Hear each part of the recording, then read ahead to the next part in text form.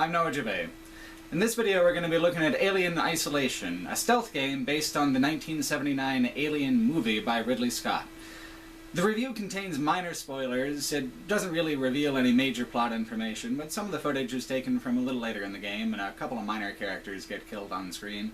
So if you feel like that'll ruin your experience, you might not want to watch it. But for most viewers, I think this review is mostly spoiler-free. Let's get into it. The first Alien movie has a truly timeless quality to it. When it came out in 1979, it was groundbreaking. Not only was it an uncompromisingly scary movie, it was a triumph of technical production. Horror movies and sci-fi movies, not to mention games, have been chasing its shadow ever since. Few have actually matched its intensity, clarity of horror, and iconic set design. Not even Prometheus, the director's own decades-later follow-up. Games in the Aliens franchise have almost universally followed the mood and iconography not of the first movie, but of James Cameron's action-focused sequel. But after the unmitigated disaster that was Colonial Marines, the only way out of the hole Sega dug for itself as gaming's caretaker of the franchise was to completely refocus the way the player approaches not only the gameplay, but also the monster itself. The only way out of the hole was to return to where it all began, an attempt to recapture the breathless, nail-biting tension of the original film. I'm incredibly happy to say Alien Isolation accomplished exactly that. One of the most iconic things about the Aliens franchise is how, to be faithful to the original films, its technology is forever locked in time. The 1986-era technology of the second film is plenty nostalgic, and most franchise games know that. Even Colonial Marines was willing to put in at least some effort to emphasize the bulky neo-Vietnam look of the Marines' equipment. But the 1979 original was at the very dawn of computing as a popular phenomenon, and the chattering, clacking, faded green look of its equipment looked so much more dated than the 1986 designs. In past Aliens games, faithfulness to the sounds and iconography of the movies took rough-around-the-edges gameplay and transformed it into a much more immersive experience than it might have otherwise had a right to be. Alien Isolation is no different. Its unbelievable faithfulness to the sights, sounds, and moods of its source material takes game design that's extremely interesting but not necessarily cohesive, and elevates it into something that's absolutely mesmerizing. How they worked in the clunkiness of the original film's technology is absolutely brilliant and feels effortless. Almost the entire game takes place on a space station called the Sevastopol, owned not by Weyland-Yutani, the franchise's go-to corporate boogeyman, but by a second-rate, failing conglomerate called Seegson. Sevastopol has been around since the Nostromo went missing over a decade ago when Isolation begins, and it's been an economic freefall the whole time. The station is outdated, broken, all but abandoned, and in the process of being decommissioned. Nothing works right, and the only folks around are the folks that are pulling apart. So, of course, everything looks 35 years out of date. The station itself is decades out of date. It's such a simple, perfectly natural way of introducing and maintaining the late 70s flavor of the Sevastopol. The late 70s aesthetic is pitch perfect as well, like how Bioshock's Rapture uses Art Deco to make the familiar seem exotic and give greater character to the setting's architecture than a sleek modern look ever could. The Sevastopol's 20 to 25 hours of blood and terror are simply much more memorable against the curved, flowing plastic and pleather of the 70s corporate aesthetic. The Sevastopol is a very industrial place, however, and the use of period-specific visual design is really mild compared to Rapture. Like many things in the game, it's relatively understated. The architecture itself is balanced not only for realistic use of space, it seems like a space station that was designed as and could be used for its intended purposes if there wasn't a horror from the stars slaughtering everyone aboard, but it's also designed for gameplay, with multiple routes, interconnecting levels, and sealed passages that are carefully balanced for what the player actually needs to do in the game, action-wise, while never sacrificing that sense of true placefulness. Another key to the first film's success, besides its realistic working-class depiction of life in space, is its amazing use of lighting and set design. The Nostromo, the ship of the original film, is an absolute maze of pipes, steam, and darkness offset by bright, white, sterile spaces. Both feel oppressive. It's key in establishing the mood of the movie. The ship, which is supposed to support and protect the crew, is actually just this vast, empty, uncaring heap of metal. There is no safety or comfort in the technology that's supposed to be our greatest strength. In fact, it favors the monster. The monster is possibly even better suited to it than the humans. The Sevastopol functions the exact same way, on a completely uncompressed timescale compared with the movie. In the movie, everything is cut down to its purest moments of tension, terror, and release. That's why it's so good. It's told in a linear way that presents its horror with the greatest clarity and impact over 2 hours. Isolation doesn't and can't do that. Your experience in Isolation is, in the grand tradition of Half-Life, a one foot after the other, player-driven, real-time slog from one end of the station to the other, back again, and more in your bid for survival and escape. The movie had just the right moments. Isolation, by virtue of its design as a game, had to include all the moments, big and small, meaningful and trivial. It's the experience of the first movie, but completely uncompressed. Isolation is, in my book, an incredible success for maintaining its tension across that entire uncompressed length, and its lighting and particle effects have a lot to do with that. The game runs much more smoothly than Colonial Marines, and looks worlds better. In fact, it looks flat-out beautiful more often than not. Its moody, vivid lighting and its great success in fire and smoke effects take a tense gameplay experience and ratchet the tension and immersion up even higher. Sound design is similarly used both naturalistically and for gameplay purposes. Every single action you perform not only takes time, but makes noise, from the dull thunk of a cut panel dropping to the floor to the shrill beeps of your hacking tool as the sound echoes down the blood-stained hall. It's not just moody, it's potentially fatal, because Isolation is, in a genuinely fresh and thrilling way, a game that cares as much for its Minotaur as it does for its labyrinth. In previous Aliens games, it was the mass of aliens that was frightening. They were everywhere, coming out of the goddamn walls, and while each one was lethal, you had an arsenal to kill them all, and their queen besides, if you could only just keep pushing through. Only the queen was ever really individually intimidating, and the only time a bullet wasn't usually the satisfactory solution. This game completely shifts the focus away from the alien as a hive creature, emphasizing instead how the creature is, on an individual level, an almost perfect hunter. Isolation accomplishes this shift in how the player views the alien, no mean feat after so many games with them serving as bullet sponges, in several clever ways. First is simply physically. The thing is 8 feet tall, and you are most certainly not. It's huge. It has a very real, very intimidating presence in the game world. It's animated beautifully, the way it stalks, the way it charges, the way its tail snakes along the floor, inches from you as you hide under a desk.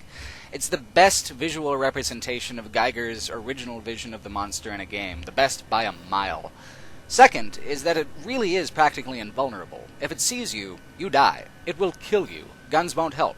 Your MacGyvered gadgets might not help. Running will only make it worse. You are hopelessly outclassed by this terrifying beast, and you will never be remotely as powerful as it is.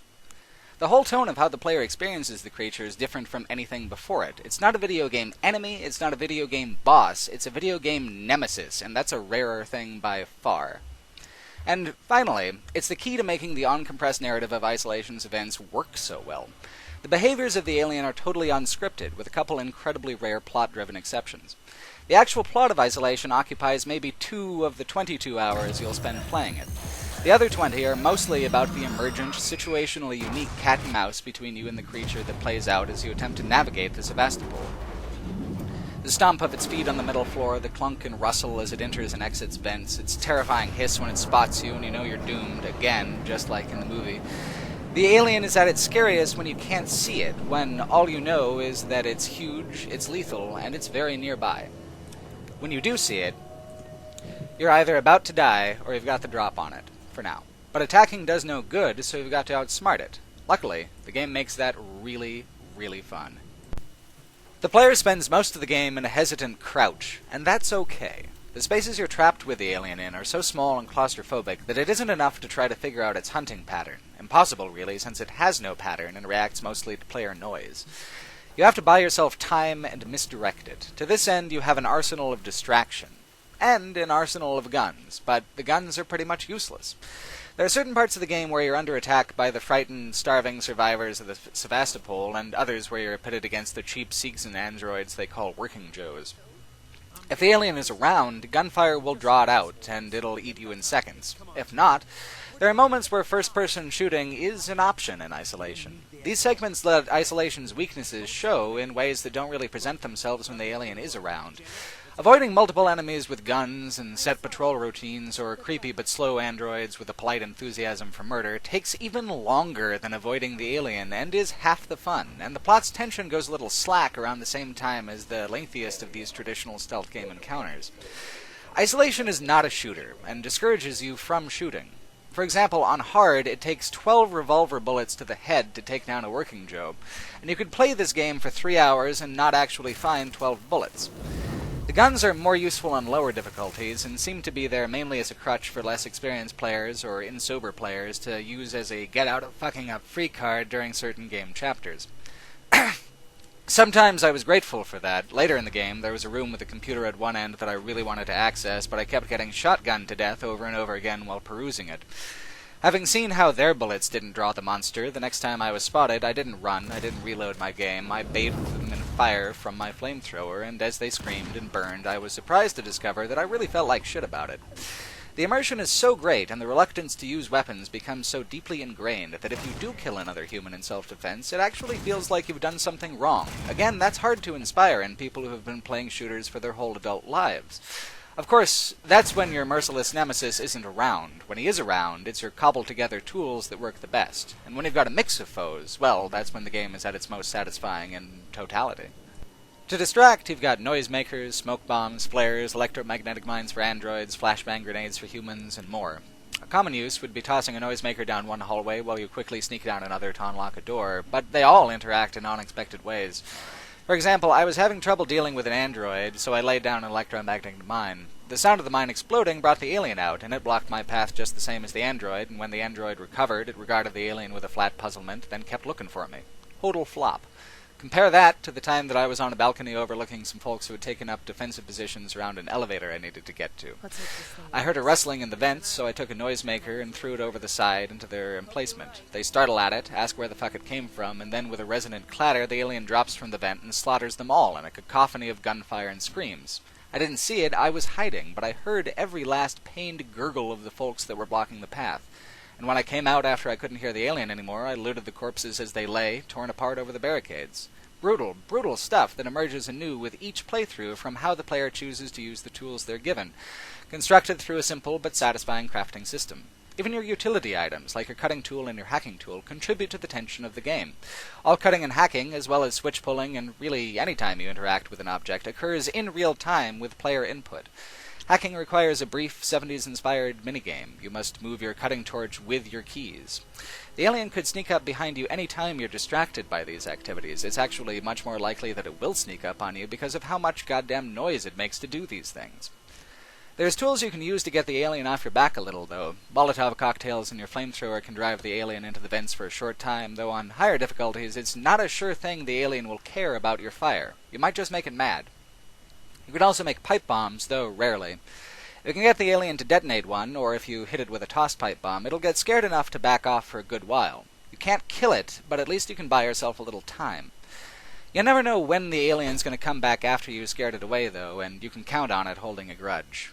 The most used tool the player has, the motion tracker, is similarly inconsistent in actually protecting the player. Sure, you might get a general idea of where the creature is, but if it's very nearby, it's going to hear you using the tracker. I've rarely played a game where its tools and weapons contributed so heavily to the atmosphere and emotional tension of the game, but Isolation is very much one of those games. It takes the iconography, mood, and monster from the original film, and mixes them all into a wholly fresh-feeling game in an act of incredibly careful, loving translation. Alien Isolation isn't a great game just because of the franchise. It's a great game because of its unique and thoughtful interpretation of the series' tropes. Isolation is best when it's doing its own thing, standing on its own 2 feet alongside other entries into the franchise. You can see that most strongly in the release day DLC, which takes scenes from the film and recreates them whole in the format of the game. The first of the 2 small DLCs takes place right before Captain Dallas goes into the vents to flush out the alien in the original movie. The game lets you play as either Ripley, Parker, or Dallas. It makes no real difference, other than dialogue changes. What's most surprising about these DLCs is how relatively short and cheap they both are. Crew Expendable is well priced at $3.99. It isn't offered as a big deal DLC, just a fun extra, and that's how it's played. Isolation had already reunited the original cast to record Nostromo logs that are hidden throughout the Sevastopol and require extensive backtracking to find all 10. Judging by Steam achievements, almost no one has bothered to get all of the Nostromo logs so far. But with the whole cast on hand and excited to do Aliens work, why not do this quick little DLC? I think, despite its slightness, it was a good call. Since so much of the Sevastopol was inspired by the Nostromo, much looks the same there. It's only a few key, critical, iconic inclusions like the sleep chamber that make it really seem like the ship in the first movie. It's suitably dark and oppressive, but I was really expecting it to be so much better. I think this is where the compressed versus uncompressed Alien experiences come into conflict. I expected a visit to the Nostromo was going to be a white-knuckle, brown-pants experience like the movie was, but instead, the hiding under desks and collecting scraps that kept me going in the main game seemed onerous here. In the movie, the Nostromo only held the terrifying moments. Translation into the game requires it to translate the mundane moments too. If the DLC is only 20 minutes long, why collect stuff? Is hiding in this locker more exciting because it's on the Nostromo when it's pretty much the same as the other hours I spent hiding in lockers in the main campaign? The DLC's big-ticket moment is the Dallas in the vents scene, and while he dies there in the movie, here you survive this incredibly intense encounter. It's the best part of the DLC, and it's the most successful recreation of a single movie scene. After, you try to trap the alien in the airlock, but the door jams. It's strongly implied that Ash, the android, sabotaged the door. It's a clever move, allowing this what-if scenario to play out without changing the movie's outcome in any way. To be honest, it's worth $4 just to hear the cast working together again. For all its cheapness and shortness, a lot of love was put into Crew Expendable. More love than anything I ever saw in Colonial Marines, certainly. And the next DLC is even more intense anyway. The next DLC, Lone Survivor, focuses on the movie's final moments aboard the Nostromo, starting when Parker and Lambert are killed by the alien while gathering supplies for the emergency shuttle. You don't interact with any characters here, it's just you, as Ripley, making your way to the self-destruct and then back again before the ship detonates. That's the whole DLC, which also takes about 20 minutes. A few changes were made to the scene to accommodate the pacing and style of Isolation compared to the movie, the first being that you see Parker and Lambert's bodies in a definitive way, and the second being that you never go back to try to abort the self-destruct sequence. You set it, and then you escape. The level itself is pretty good, but like Crew Expendable, Lone Survivor's map just isn't as impressive as the Sevastopol, however you cut it. There's two things that make Lone Survivor a solid, worthwhile addition, however, and the first is the climactic fight from the monster along the steam and light-filled corridors as the self-destruct spools up. Like the recreation of the moment of the vents from Crew Expendable and the movie, the recreation of Ripley's exodus is the strongest part of the DLC, from both a gameplay and visual design perspective. In all that noise and smoke, it's almost impossible to tell where the alien is. How easy it is for the alien to find you. Compared to how slowly a player normally moves through the map in Isolation, 5 minutes to get back to the shuttle is barely any time at all. The second thing is Sigourney Weaver's voice work. You can tell she actually cared about voicing Ripley again, and even just the little offhand comments when you encounter a locked door are done with the same quality of stoic terror she brought to her original performance 35 years ago. Her voice work in the main game also gives Isolation a strong emotional dimension at a very unexpected moment, and it's a particularly amazing example of how modern production techniques, especially for games, can make a piece of entertainment from 3.5 decades ago seem fresh and new again. But you don't really get that from the DLC. The DLC is mostly just an extra for Aliens fans. It's not just true on the basic narrative level that the main character in Isolation is Ripley's daughter, it's true for the game as a whole as it relates to the franchise. From 35 years of Aliens media, this game is the most genuinely faithful follow-up to the first movie. Even Ridley Scott himself missed the mark by a huge distance with his prequel of sorts, Prometheus. Isolation is a worthy sequel because of how it isn't content to simply retread, how it's driven by this incredible momentum of interlocking elements, your vulnerability, the threat of the Sevastopol, the threat of the alien. Isolation is weak when it simply imitates the film like the DLC, and it's weak when it acts like a run-of-the-mill stealth game like its late-middle portions. The closest game to Isolation I've ever played is actually in a whole different genre, L.A. Noire. Noire is the only other game I've played that seems to truly understand the intricate ways that games and films can interact with and reinterpret one another even decades later. Like Isolation, Noire is so consumed with loyalty to its chosen subgenre that it lacks a certain mass appeal. Namely, Noire was an open-world game that didn't care it had an open world, and Isolation is an exploration game that tries to punish you for exploring. That's the challenge and the thrill, to be alone and vulnerable in an impossible situation.